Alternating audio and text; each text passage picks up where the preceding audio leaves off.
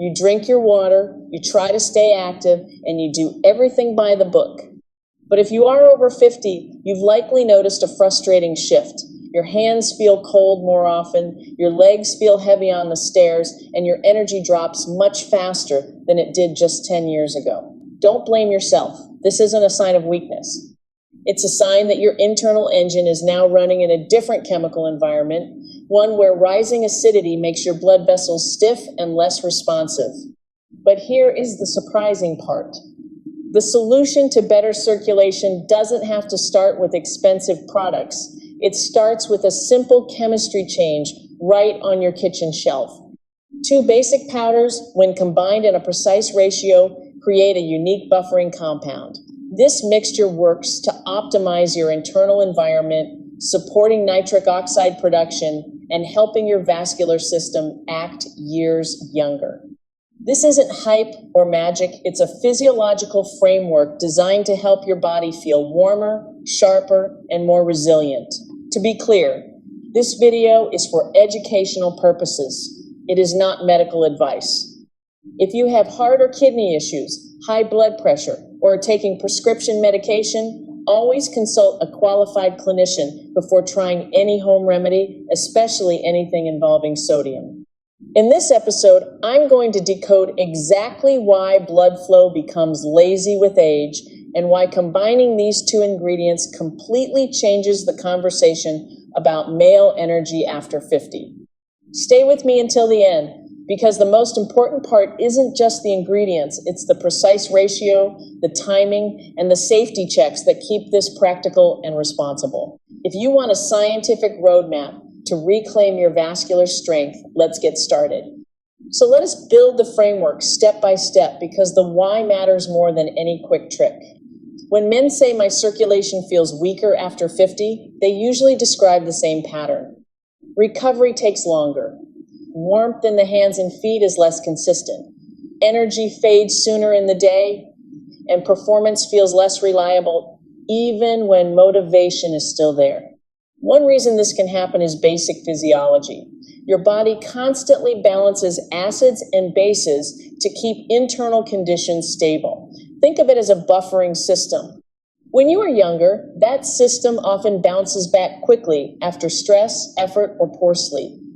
As you get older, the same stressors can leave a bigger chemical footprint. That matters because your blood vessels rely on a healthy inner lining called the endothelium. This lining helps regulate vessel tone, including the production of nitric oxide, which is one of the signals involved in relaxing blood vessels. Now here is the practical connection. Life after 50 is not always gentler. Stress is real, sleep can be lighter. Some men take medications that affect circulation, blood pressure, or fluid balance. Many sit more than they used to, and hormones can shift gradually. None of this means you are failing. It means your system is carrying more load. When the load is higher, the body can become less responsive during exertion, and the same effort can feel like it costs more.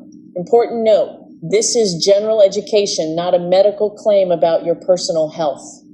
If you have symptoms like chest pain, shortness of breath, sudden weakness, or severe swelling, do not self-experiment. Get medical care. What we want is a supportive approach that works with the body. Not a forced shortcut, not a promise of instant results. Just a simple way to understand the chemistry and improve the conditions that help your vessels respond more smoothly. In the next section, we will connect that idea to the 2-powder concept in a careful, responsible way. With that foundation, we can talk about the first ingredient people mention most often when this topic comes up: baking soda, also known as sodium bicarbonate. In plain terms, sodium bicarbonate is a buffer. It can neutralize acids and help shift the internal environment closer to balance. That is why it shows up in basic chemistry, and why you will also hear it mentioned in sports performance discussions. Here is the responsible way to think about it. Your blood vessels are not just pipes. They are living tissue. The inner lining, the endothelium, reacts to signals and conditions in the blood. One of the signals involved in vessel relaxation is nitric oxide. In general physiology, the body tends to function best when the environment is stable, including pH. When stress, poor sleep, dehydration, illness, or intense effort push the body toward a more acidic state, some processes can become less efficient. That can include how well the vessel lining responds. Now add the exertion angle. During physical activity, especially intense bursts, the body can produce more lactate and hydrogen ions. That is part of normal metabolism, but it can also make your legs feel heavy and your stamina feel shorter. In sports research, sodium bicarbonate has been studied as a way to buffer acidity and support performance in certain contexts. That does not mean it is a miracle, and it does not mean it is right for everyone, but it helps explain why people connect bicarbonate with endurance and a feeling of better output. Very important safety reminder. Baking soda contains sodium. Too much sodium can be risky for people with high blood pressure, kidney disease, heart failure, or fluid retention. It can also upset the stomach. This video is not telling you to take it. It is explaining the mechanism people talk about and the reasons some protocols exist. And here is the key transition. Even if buffering helps, that alone may not address the full picture. That is why the second ingredient matters. Because the goal is not just less acidity. The goal is better conditions for the whole circulation response. Now, this is where most people get stuck. They hear that baking soda is a buffer, they try it once or twice, and then they say, it did nothing for me. And honestly, that outcome makes sense. Even if buffering acidity can support the environment, it does not automatically solve the entire circulation story we just discussed. Your vascular response is not controlled by one switch. It is influenced by multiple systems working together. Think about what we already covered. The endothelium needs the right conditions to send relaxation signals. Nitric oxide is part of that picture, but it also has to survive long enough to matter. Oxidative stress can interfere with those signals. Blood flow is not only about vessel width, it is also about how easily blood moves, including how flexible red blood cells are as they pass through small vessels. And on top of that, your vessel walls have smooth muscle that needs energy to relax and stay relaxed. If energy production is low, the response can be shorter and less consistent. So yes, sodium bicarbonate may help one piece of the puzzle, but it is still just one piece. That is why many scripts and protocols make the pivot to a second ingredient. Not because the first ingredient is useless, but because the goal is broader than buffering. The goal is a more complete support strategy that respects how the body actually works. Here is a quick check-in with you. If you have ever tried a simple remedy for energy or circulation and felt no difference, comment the number 3 and just write what you tried. No long story needed. It helps me understand what people are actually experiencing, and it helps shape the next videos in a useful way. One more important reminder. This is educational content, not a promise and not a substitute for professional care. If you have a medical condition, symptoms, or you take medication, do not experiment based on a video. In the next part, I will explain what the second powder is, what happens chemically when you combine it with baking soda, and why that combination is the real focus of the method people talk about. So let us talk about the second powder, because this is where the chemistry becomes the main story. The second ingredient is citric acid. Most people recognize it as a common food-grade powder used in cooking and preserving. It is the sour note in many foods, and in small amounts, it is widely used in kitchens. On its own, it is not presented here as a miracle for circulation. The reason it appears in this method is what happens when you combine it with baking soda in water.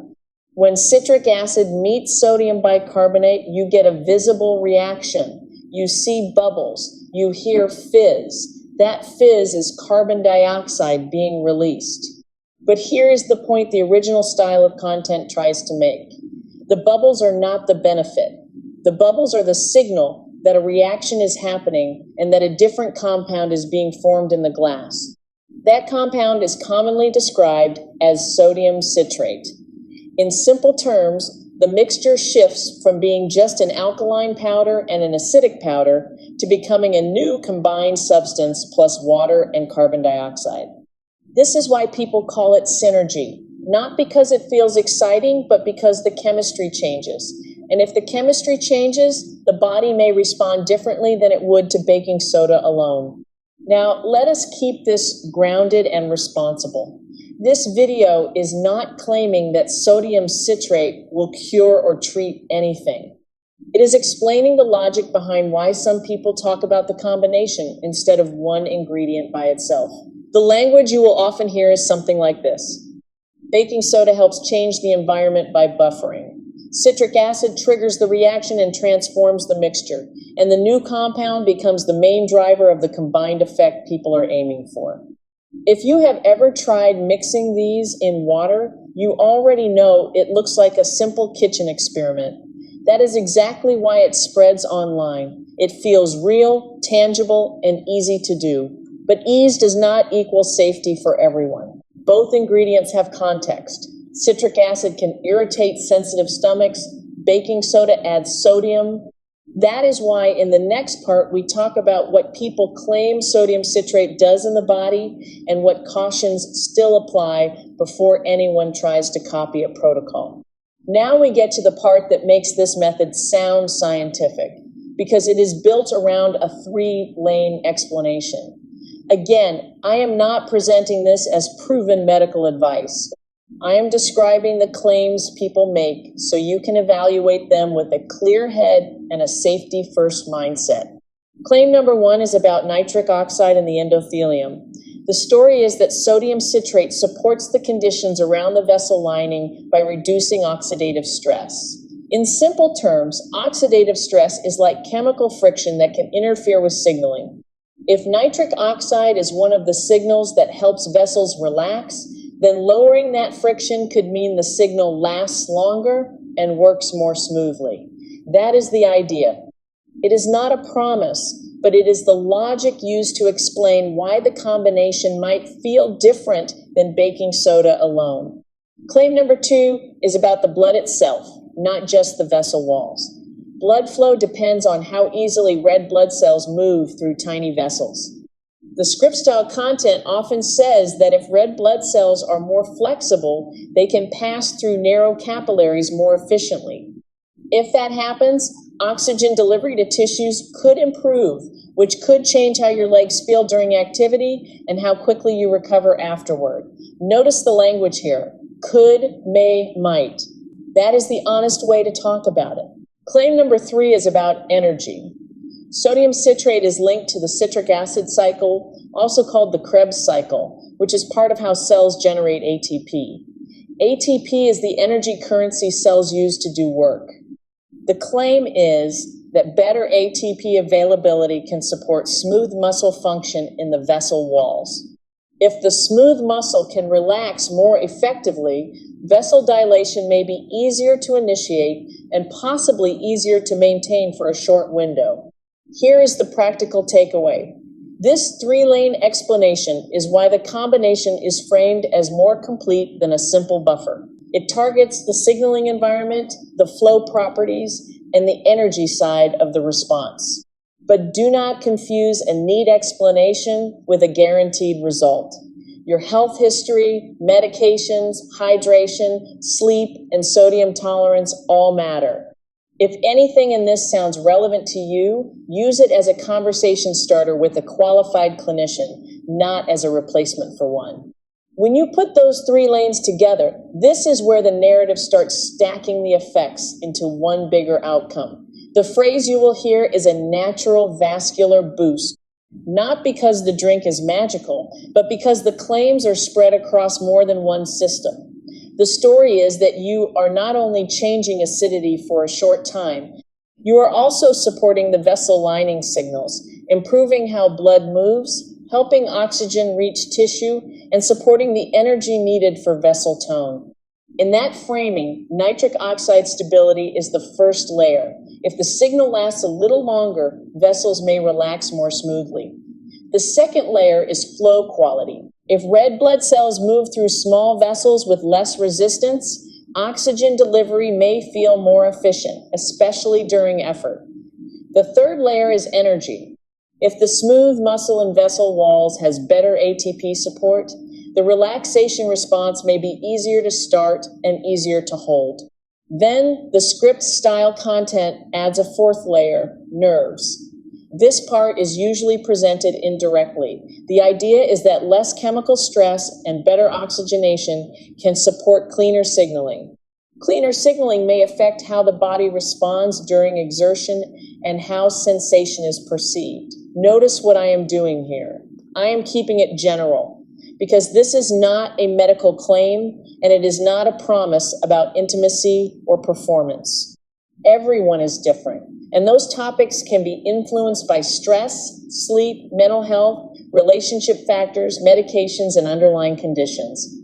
The important contrast the piece makes is forced versus supported. A forced method tries to override the body. A supportive method tries to improve the internal conditions so the body does what it is designed to do.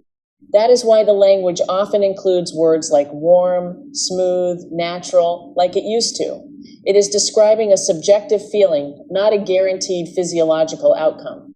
If you are watching this and thinking this sounds too good to be true, that is a healthy reaction. The goal here is not to sell certainty. The goal is to help you understand why people connect this simple chemistry to how circulation can feel after 50. Next, we need to talk about the practical detail that decides whether anyone feels anything at all.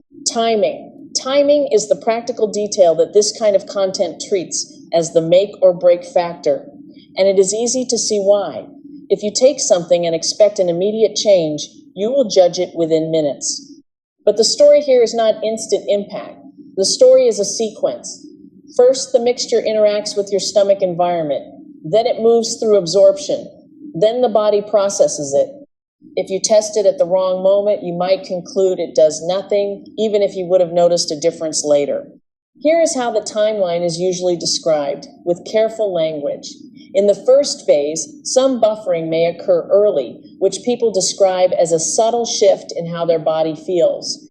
Then, around 15 to 25 minutes, the script claims nitric oxide-related effects may begin to rise. Some people report a mild warmth, especially in the hands, face, or legs. That sensation is not proof of anything by itself. It is just a common subjective report. Next comes the window. The script treats as the start of synergy. Around 30 to 45 minutes, sodium citrate is described as more fully absorbed and available. This is where the narrative stacks the earlier claims.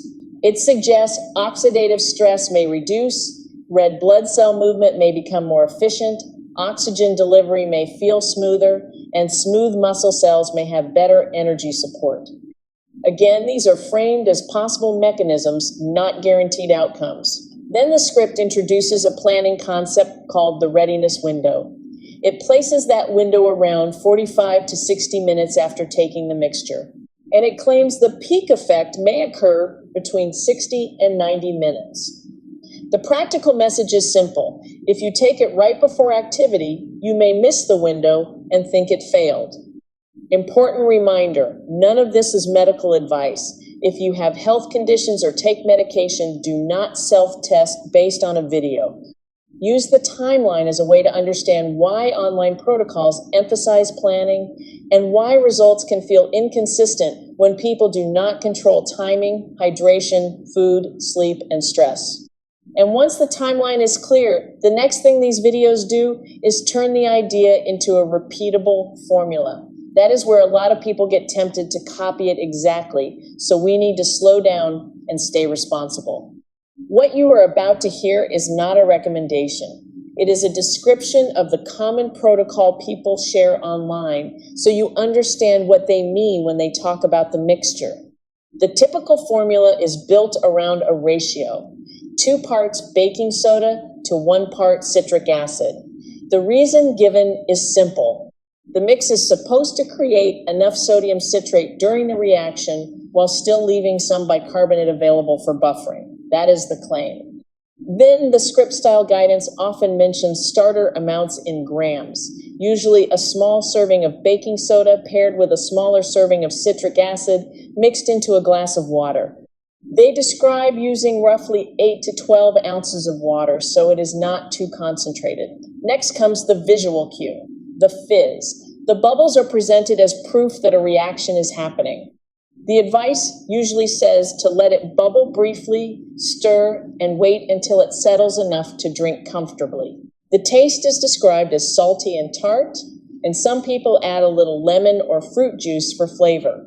Then the protocol adds a timing rule. Take it on an empty stomach, or at least 1 hour after eating, because food can slow absorption and increase stomach discomfort. Here is where I want your input. Have you seen this protocol before, or have you heard a different ratio or timing rule? Comment the number 9 and write just one line, seen it or not seen it. That helps me understand how widespread it is. Final safety note, baking soda adds sodium, and sodium can be a serious issue for some people. If you have high blood pressure, kidney disease, heart failure, swelling, or you take medication, do not copy protocols from the internet. Talk to a qualified clinician first. Now, once a protocol is on the table, the next move in this style of content is troubleshooting.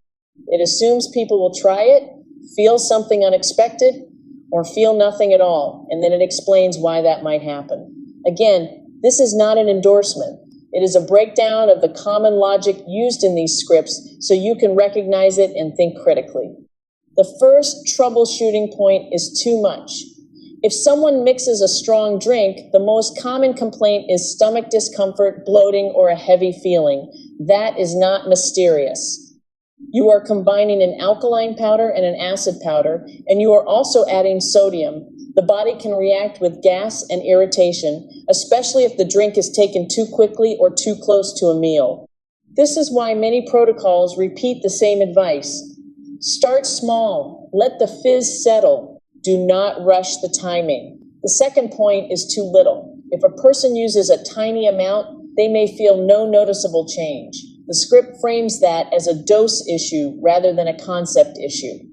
It then uses conditional language to sound personalized. If you feel nothing, adjust slightly. If you feel bloated, reduce. If you feel fine, stay consistent. This is effective storytelling because it gives the viewer a sense of control, even though real responses vary widely between individuals. The third point is the ratio. If the ratio is off, the reaction may not produce much of the compound people are aiming for, and the drink may end up being mostly one ingredient. That can change both taste and tolerance. So these videos often repeat the ratio rule as if it is a technical requirement. Then the script reinforces the readiness window again. Plan ahead. Do not take it at the last minute and expect an instant result. In other words, the content is not just teaching chemistry. It is teaching behavior, a routine, a checklist. That is why it can feel convincing. And here is the responsible reminder. If you have any health conditions, symptoms, or medications, do not run self-experiments based on troubleshooting tips from the internet. Use this information to ask better questions, not to replace professional advice. And that brings us to the part that matters most if you want this channel to stay responsible and useful. Safety. Nearly every protocol like this is presented as generally safe, but not for everyone, and that is the correct framing for an educational video. Because the same two ingredients that look harmless in a kitchen can become a real issue when you add health conditions, medications, or sodium sensitivity. The biggest safety variable is baking soda. It contains sodium, and sodium is not a neutral detail. For someone who has been told to limit sodium, or someone with poorly controlled high blood pressure, extra sodium can be risky. It can also contribute to fluid retention in susceptible people. That is why you will hear warnings about checking with a qualified healthcare professional first, especially if you have a diagnosed condition or you take prescription medication. Then there is the digestion side. Even healthy people can feel gas, bloating, or stomach irritation with this kind of mixture. That does not automatically mean something dangerous is happening, but it does mean your body is telling you it does not like the timing or the concentration. This is why protocols often advise taking it on an empty stomach or well away from meals. They also recommend letting the drink fizz in the glass first, so more carbon dioxide escapes before you drink it, which may reduce the pressure and discomfort in the stomach. Citric acid is usually presented as the safer part because it is widely used in foods. Still, in some people, it can irritate the stomach or trigger reflux, especially if taken in a concentrated drink. And while the reaction may change the mixture, it does not erase the reality that both ingredients have effects that vary by person. There are also groups that require extra caution. Chronic kidney disease, heart failure, significant swelling, or severe fluid retention are not situations for home protocols. If you are in any of those categories, do not experiment because a video made it sound simple. So here is the rule for this channel. Education first, safety first. No promises. If you choose to explore anything, do it with your clinician, not with guesswork. Now, after the safety section, the script style usually makes a strategic shift. It stops talking like this is only a pre-activity boost and starts framing it as a longer-term circulation support idea. This is important because it changes the goal. Instead of chasing a quick sensation, the focus becomes the health of the vessel lining over time. The vessel lining is called the endothelium. It is not just a passive surface. It helps regulate vessel tone, including nitric oxide signaling. And as people age, the endothelium can become less efficient due to many factors such as inflammation, oxidative stress, metabolic strain, and lifestyle pressures. So the narrative says this is not about forcing blood flow for one moment. It is about improving the internal conditions that help the endothelium do its job more smoothly. In this style of content, 3 themes come back again and again: pH balance, oxidative stress, and nitric oxide stability. The claim is that if the internal environment is less chemically stressful, the endothelium may respond more like it did earlier in life. That sounds appealing, but we still need to stay honest. A YouTube video cannot prove what your endothelium is doing, and no mixture can replace the fundamentals that truly shape vascular health, like sleep, movement, nutrition, hydration, and medical care when needed. Some scripts also introduce endothelial progenitor cells. These are often described as repair-related cells that help maintain blood vessel health. The idea presented is that better metabolic conditions and better mitochondrial energy support could help the body repair and maintain vascular function more effectively.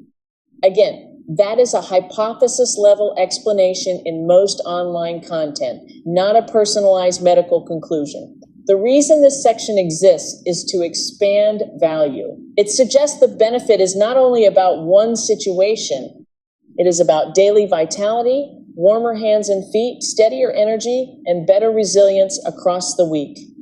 If you like this framing, use it as motivation to improve the basics first, because long-term vascular support is built on consistent habits, not one drink. Next, we will focus on the oxygen delivery and energy angle, because that is where the day-to-day feeling of stamina is often explained. Now, continuing from that long-term vascular support frame, the script usually zooms in on one everyday question. Why do some men feel tired even when they are doing the basics? And the answer it pushes is oxygen delivery. The claim goes like this: if blood flow becomes more efficient in the small vessels, tissues may receive oxygen more smoothly, not only during exercise, but throughout the day. And if oxygen delivery improves, the day can feel different. You may notice steadier stamina when walking or climbing stairs. You may feel less brain fog in the afternoon. You may recover faster after effort. The story connects these changes to a simple idea. When the body is under less chemical stress, circulation can feel more reliable. A common explanation used here is red blood cell flexibility. Red blood cells must squeeze through capillaries that are narrower than the cells themselves. Online content often suggests that when internal conditions are more balanced, red blood cells may move with less resistance, That could support oxygen transport and make muscles feel less heavy. Again, this is presented as a possible mechanism, not a medical fact about you personally. Then the narrative brings back the energy side. It highlights mitochondria and the citric acid cycle, also called the Krebs cycle, as part of ATP production. ATP is the energy currency cells use to work. The script frames ATP support as helpful for muscles in general and for the smooth muscle in vessel walls that controls dilation and relaxation. If that smooth muscle has better energy availability, the vascular response may be easier to maintain for longer. From there, the piece stretches the value proposition. It suggests that people who use the mixture a few times per week may notice better everyday circulation and improved morning energy over time, not only on the days they take it. That is how it becomes a routine rather than a one-time trick. Responsible reminder. Many factors affect oxygen delivery and energy, including sleep, hydration, stress, anemia, diabetes, and cardiovascular conditions. If you are dealing with persistent fatigue, dizziness, chest discomfort, or swelling, do not self-experiment. Use this information to start a safer conversation with a qualified clinician.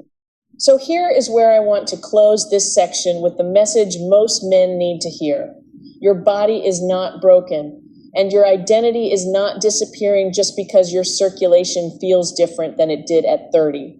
What you are experiencing is often a combination of normal aging, stress load, sleep debt, and chemistry shifts that make the vascular system less responsive under pressure. That is not a moral failure. It is a systems problem, and systems can be improved one step at a time. This is also why I keep using careful language. When people say science and physiology, the best version of that statement is not a promise. It is a framework. It is a way to understand why the same effort can feel harder after 50, and why simple levers like hydration, movement, sleep, and stress control can change the outcome. A kitchen mixture does not replace the fundamentals, but it can be used as a lens to think about buffering, nitric oxide signaling, oxidative stress, oxygen delivery, and energy production in a more organized way. If you choose to explore any protocol you see online, treat it like a controlled test, not a miracle. Use the correct ratio if you are referencing a ratio at all. Give the body enough time to respond, because the timeline matters more than hype.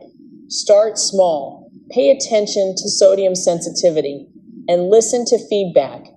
If you feel bloated, lightheaded, or unwell, stop and do not push through. If you have medical conditions or take medication, do not experiment without professional guidance. Now I want to hear from you. What is the one thing you want stronger after 50? More energy in the morning, warmer hands and feet, better stamina on walks, less afternoon fatigue. Comment your goal in one sentence. That helps me make the next videos practical and focused. If this video helped you think clearly about circulation without fear or shame, subscribe and stay here. On this channel, we keep it simple, evidence-aware, and respectful. No magic promises. Just clear explanations, safer routines, and a better way to age with strength. To bring everything together, here's the core idea you can take from this entire video. The internet claim is simple. When you combine baking soda and citric acid in water, the reaction creates sodium citrate. And the reason people care about that is not the fizz. It is the story they attach to the chemistry. They say the mixture may support a better internal environment for circulation by buffering pH, supporting nitric oxide signaling, reducing oxidative stress, improving blood flow efficiency, and supporting cellular energy production. They also say timing matters, with a window where the effect may feel stronger if someone plans ahead instead of taking it at the last minute. But the real value is not the recipe. The real value is the framework. After 50, circulation can feel less reliable because the body is carrying more load and recovering more slowly. Stress, sleep, hydration, activity level, and medication context all change the chemistry of how your vessels respond. That means the smartest approach is not to chase quick fixes. It is to improve the conditions that make a natural response more likely. So if you remember one lesson, let it be this. Do not treat a kitchen protocol like a guarantee. Treat it like an example of how systems thinking works. The body responds best when the basics are strong. Consistent walking, strength training, hydration, sleep, and a diet that supports vascular health will matter far more than any single drink. And if you have high blood pressure, kidney disease, heart failure, swelling, or you take prescription medication, you should not experiment on yourself from a video. Use what you learned here to ask better questions and make safer choices with a qualified clinician. Now I want to hear your takeaway. What is one habit you are willing to improve this week to support your circulation, sleep, or energy after 50? Comment one habit. Keep it simple. And if you want more clear, evidence-aware explanations without hype, subscribe and stay with me.